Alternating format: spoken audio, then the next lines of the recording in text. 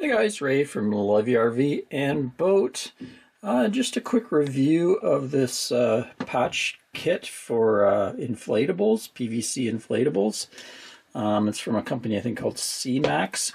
Anyway, last season in our boat, one section of my Highfield dinghy was starting to lose air. It had some really small pinholes in it, and I tried to patch it with glue kits that I found at marine stores. They just come with like a little tube of glue, and it wasn't very successful. It always seemed to leak again. So I kind of researched and found this two-part system. It comes with a little bottle that you put, you mix it 5% of this to that, and 10% if it's colder out.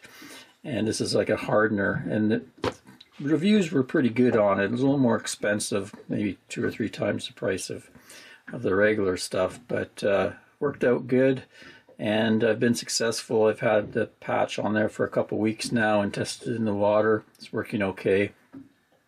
I'll give you a look at it outside here. I've also been patching things on the dinghy here. Last year, one section developed a slow leak, which was annoying because it was the section that actually sits on the davits. So make sure I get that fixed before I put it back up.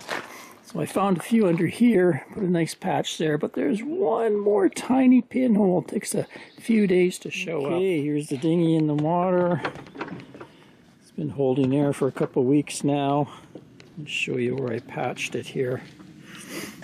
Had some pinholes along here and another one up here. So I used a fairly big section of patching material, but the glue's been holding up fine. I just followed their directions. Basically, they wanted you to clean the surface really well. Use some fine grit kind of sandpaper to give it a little bit of a sanding, and then I used some acetone on it just to really clean up the surface really well.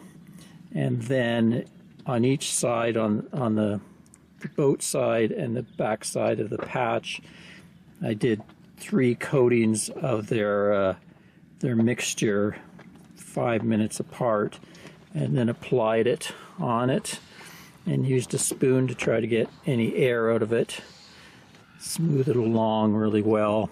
And then I actually set some weight on that for 24 hours and then waited 48 hours before I put air in the boat, and it's been good, so hopefully that's going to last.